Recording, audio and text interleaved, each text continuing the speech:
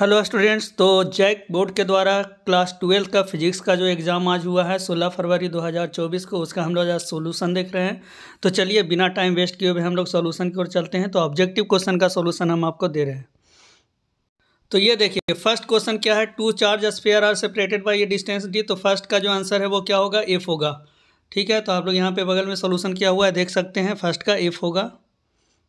Second number question, the minimum amount of the charge observe so far is. तो यहाँ पे क्या होता है, मिनिमम नंबर ऑफ चार्ज 1.6 × 10⁻⁻19। ये सी नंबर ऑप्शन आपका होगा। नेक्स्ट देखिए, dielectric constant for a metal is. तो मेटल के लिए जो डाई इलेक्ट्रिक कॉन्स्टेंट होता है वो क्या होता है, इनफाइनाइट होता है। तो ऑप्शन नंबर बी यहाँ पे करेक्ट होगा। नेक्स्ट क्वेश्चन है, the capacitance of the parallel plate capacitor depend upon. तो यहाँ क्या होता है, C इक्वल टू होता है A∈0/D होता है। तो यहाँ पे A∈0/D है, तो यहाँ पे क्या होगा, एरिया पे डिपेंड कर रहा है। तो डी नंबर ऑप्शन यहाँ पे करेक्ट होगा, एरिया पे डिपेंड करेगा। नेक्स्ट क्वेश्चन देखिए, बहुत अच्छा ये क्वेश्चन है। क्या कह रहा है, in a Wheatstone bridge if the battery and galvanometer are interchange then the deflection in galvanometer will be. यहाँ पे देखिए व्हीटस्टोन ब्रिज जिस तरह का फिगर होता है। अब यहाँ पे क्या कर रहा है कि गैल्वेनोमीटर के जगह पे बैटरी को लगा दें और बैटरी के जगह पे गैल्वेनोमीटर को लगा देंगे। तो क्या होगा डिफ्लेक्शन में, गैल्वेनोमीटर का डिफ्लेक्शन में क्या चेंज होगा। तो क्या होता है, कोई भी चेंज नहीं होगा, क्योंकि पोटेंशियल जो ड्रॉप होता है रेजिस्टेंस के अक्रॉस वो दोनों में सेम होता है। तो डिटेल से जानने के लिए आपको फिर टाइम हमको देना पड़ेगा। तो आप लोग यूट्यूब पे भी इसको सर्च करके देख सकते हैं। बस इसका क्या होगा, नोट चेंज आंसर होगा, कि उसमें कोई डिफ्लेक्शन में कोई चेंज नहीं होगा। ये बहुत अच्छा क्वेश्चन है, कंपटीशन में ये सब क्वेश्चन पूछता है। तो ये आप नो चेंज आंसर होगा इसका। ये देखिए इसमें क्या कह रहा है, two copper wire of length L and 12 have radii R एंड 2 R respectively, the ratio of their specific resistances. देखिए दोनों का यहाँ पे लेंथ क्या है, अलग अलग है, रेडियस अलग अलग है। पर यहाँ पे क्या पूछा, स्पेसिफिक रेजिस्टेंस। रेजिस्टेंस का रेशियो नहीं पूछ रहा है, क्या पूछ रहा है, स्पेसिफिक रेजिस्टेंस। तो स्पेसिफिक रेजिस्टेंस क्या होता है, रो, और रो किस पे डिपेंड करता है, तो मटेरियल पे। अगर R1/R2 इसका रेशियो पूछता तो हम लोग को अलग से निकाल सकते थे, पर यहाँ पे क्या है, कॉपर वायर ही है। तो कॉपर वायर मटेरियल सेम है, तो क्या होगा, सेम ही आंसर होगा। तो 1:1 होगा। तो यही यहाँ पे करेक्ट आंसर होगा, 1:1 ही करेक्ट आंसर होगा। ठीक है, अगर यहाँ पे कॉपर और एल्युमिनियम अलग अलग रहता तो अलग होता। तो यहाँ पे 1:1 होगा।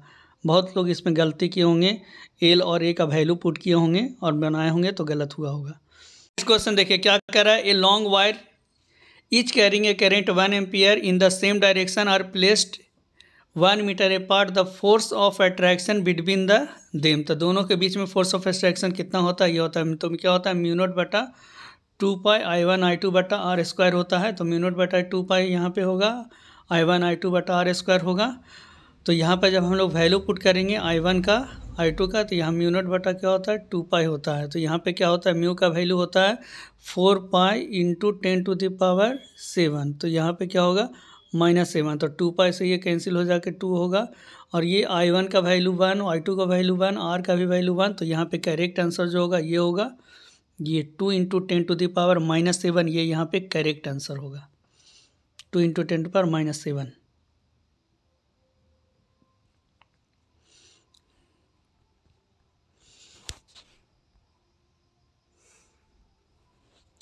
अगला क्वेश्चन है, the relation between magnetic field dipole moment and torque is. तो इसके बीच में क्या होगा, तो बी नंबर ऑप्शन यहाँ पे करेक्ट होगा, टॉर्क इक्वल टू M×B होगा। अगला क्वेश्चन है, the magnetic line of force inside a bar magnet. तो बार मैग्नेट के अंदर में क्या होता है, तो यह बाहर में क्या होता है, नॉर्थ से साउथ, और अंदर में क्या होता है, साउथ से नॉर्थ। तो ये साउथ से नॉर्थ होगा अंदर में। तो यहाँ पे साउथ से नॉर्थ देखिए, south pole to north pole, D number option में करेक्ट है। नेक्स्ट क्वेश्चन है, the direction of induce current is determined by. तो इंड्यूस करंट का जो डायरेक्शन होता है वो किससे डिटरमाइन होता है, तो लेंज लॉ से भी डिटरमाइन होता है, फ्लेमिंग राइट हैंड रूल, दोनों से डिटरमाइन होता है। तो यहाँ पे क्या होगा, सी नंबर ऑप्शन जो है वो करेक्ट है, दोनों से होगा। नेक्स्ट क्वेश्चन है, weber per metre square is the unit of. तो वेबर पर मीटर स्क्वायर किसका यूनिट होता है, तो यहाँ पे मैग्नेटिक फ्लक्स है। देखिए magnetic flux density flux per unit area होना चाहिए, पर यहाँ पर वेबर यही एक ऑप्शन दिख रहा है। तो मैग्नेटिक फ्लक्स ही आंसर होगा इसका। तो सी नंबर ऑप्शन यहाँ पे करेक्ट होगा, मैग्नेटिक फ्लक्स, और कोई ऑप्शन नहीं दिख रहा है। नेक्स्ट क्वेश्चन है, energy dissipate in LCR circuit is. तो LCR सर्किट में जो होता है मैग्नेट, ये एनर्जी किस में होता है, तो हीट हम लोग किस में निकालते हैं, R के लॉन्ग। तो यहाँ पे I² RT ये सब होता है। तो ये सी नंबर ऑप्शन होगा, R के लॉन्ग यहाँ पे क्या होगा, ये होगा एनर्जी डिसिपेटेड होगा। चलिए अगला क्वेश्चन है 13 number, the peak value of alternating current is I naught, the root mean square value will be. तो यहाँ पे आई नोट क्या है, यहाँ पे पीक वैल्यू है, तो रूट मीन स्क्वायर वैल्यू क्या होगा, आई नोट बाई रूट 2। तो ये ए नंबर ऑप्शन यहाँ पे करेक्ट होगा, आई नोट बाई रूट 2, ये होगा RMS वैल्यू। अगला क्वेश्चन है इज़ यूज फॉर फोटोग्राफी। तो फोटोग्राफी के लिए किसका यूज़ किया जाता है, तो इंफ्रारेड का, यहाँ तो बी नंबर ऑप्शन करेक्ट है, इंफ्रारेड का यूज़ किया जाता है फोटोग्राफी के लिए। अगला क्वेश्चन है the energy in an electromagnetic wave. तो इलेक्ट्रोमैग्नेटिक वेव में जो एनर्जी होता है वो क्या होता है, इक्वली डिवाइडेड होता है, electric field and magnetic field दोनों में इक्वली डिवाइडेड होता है, तो सी नंबर ऑप्शन यहाँ पे करेक्ट होगा। अगला क्वेश्चन है the virtual image larger than the object is forming. तो वर्चुअल इमेज जो होता है ऑब्जेक्ट से बड़ा होता है, वो किस में होता है, तो ये जो वर्चुअल इमेज जो होता है वो ऑब्जेक्ट से बड़ा होता है, ये होता है किसमें, कॉनकेव मिरर। यहाँ पे मिरर का ऑप्शन दिया, जो हम लोग ये अवतल दर्पण का उपयोग दाढ़ी बनाने के लिए किया जाता है ना सैलून में, तो वो क्या होता है, कॉनकेव। ये 10th क्लास का क्वेश्चन है, ये 12th का क्वेश्चन है, 10th क्लास के लायक ये क्वेश्चन है, तो ये पूछा है आपका, तो कॉनकेव मिरर यहाँ पे करेक्ट आंसर होगा। 17 नंबर है the increase in wavelength the value of refractive index. तो म्यू इक्वल टू क्या होता है, सी बाई लैम्डा होता है, म्यू इक्वल टू सी भी होता है ना, तो वी इक्वल टू क्या होता है, तो यहाँ पे सी बाई लैम्डा होता है। यहाँ पे क्या होता है, म्यू जो इन्वर्सली प्रोपोर्शनल टू लैम्डा होता है, तो यहाँ पे क्या होगा, डिक्रीजेज होगा, जब वेवलेंथ बढ़ेगा तो रिफ्रैक्टिव इंडेक्स क्या होगा, घटेगा, तो ये बी नंबर ऑप्शन यहाँ पे करेक्ट होगा। ये भी कॉम्पिटिशन में पूछने लायक क्वेश्चन है। अगला क्वेश्चन है the concept of secondary wavelets are given by. तो सेकेंडरी वेवलेट्स किसके द्वारा दिया गया, तो हाइजन के द्वारा दिया गया था, तो यहाँ पे क्या होगा, सी नंबर ऑप्शन यहाँ पे करेक्ट होगा, हाइजन के द्वारा दिया गया था। अगला क्वेश्चन है young double slit experiment use A monochromatic source of light, the shape of the interference fringe found in the screen is. तो ये क्या होगा, स्ट्रेट लाइन होगा, तो यहाँ पे जो बनेगा वो क्या होगा, स्ट्रेट लाइन होगा। अगर नैरो स्लिट या वाइड स्लिट बोलता तो फिर पैराबोलिक हाइपरबोलिक के सब पे हम जा सकते थे, पर यहाँ पे कुछ नहीं बोल रहा है, नैरो स्लिट है कि वाइड स्लिट है, इसलिए स्ट्रेट लाइन होगा।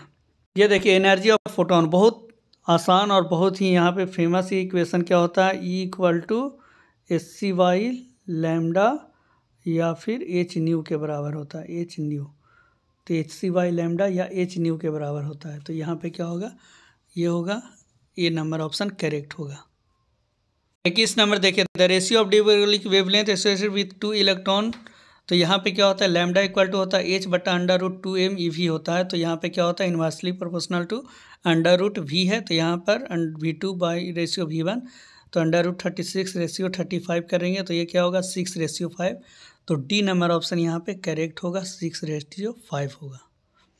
देखिए 22 number question the force which causes scattering of the alpha particle in the Rutherford alpha scattering experiment is. तो यहाँ पे क्या होता है, वहाँ पे अल्फ़ा जो ये केमिस्ट्री और फिजिक्स का दोनों का ये कर दिया, तो यहाँ पे ये मॉडर्न फिजिक्स में पढ़ना, तो ये देखिए प्लस चार्ज होता है यहाँ पे, यहाँ से अल्फ़ा पार्टिकल होता है, तो अल्फ़ा पार्टिकल भी क्या होता है, हीलियम का नाभिक होता है, तो हीलियम का +2 होता है, तो ये भी प्लस ये भी प्लस, तो जब इसके सामने से जाता है तो एक अल्फ़ा पार्टिकल क्या होता है, लौट जाता है, उसी रास्ता पे लौट जाता है, और बहुत सारा अल्फ़ा पार्टिकल क्या होता है, इस तरह से तिरछा होकर के निकलता है, क्योंकि इसके चारों तरफ क्या होता है, इलेक्ट्रॉन होता है, तो इलेक्ट्रॉन क्या होता है, पॉजिटिव को अट्रैक्ट करता है, तो ये क्या होता है, अट्रैक्शन ऑफ रिपल्सन पे कॉन्सेप्ट पे बेस है।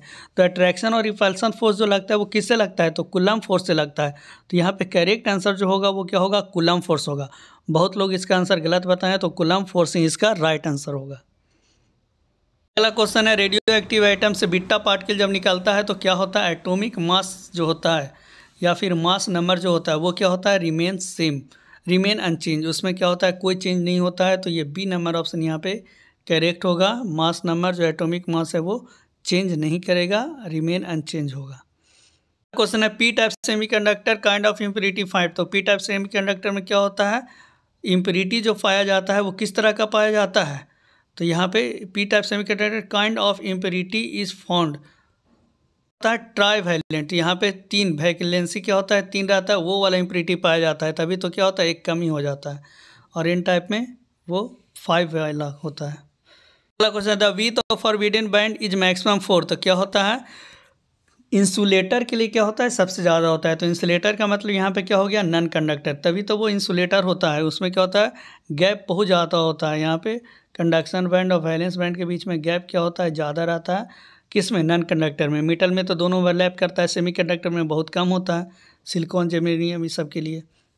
और नॉन कंडक्टर या इंसुलेटर के लिए सबसे ज़्यादा होगा। तो ये बी नंबर ऑप्शन होगा। तो चलिए, हमने पूरा 25 ऑब्जेक्टिव क्वेश्चन का सॉल्यूशन आपको बता दिया है।